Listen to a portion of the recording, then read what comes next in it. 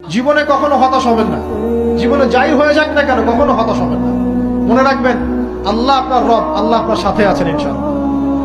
এই সমাজ আপনাকে যেভাবে শেখায়, কিভাবে শেখায়, এই যে স্কুল, কলেজ, ইউনিভার্সিটি, চাকরি, বিয়ে, সন্তান প্রতিপালন, আর তারপর ইন্না লিল্লাহি ওয়া ইন্না ইলাইহি রাজিউন, এই তো শেখায় নাকি?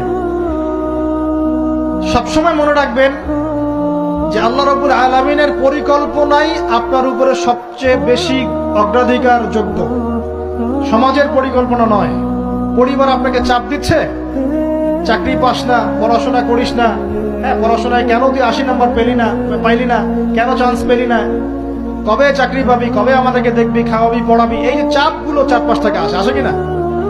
এতে করে অনেক যুবক দেখা যায় মাদকাসক্ত হয়, অনেকে দেখা যায় আত্মহত্যা করছে, ইদানিং করছে কিনা ভাই? এই শব্দটা থেকে আমি এই পয়েন্টটা আজকে লিখেছিলাম যে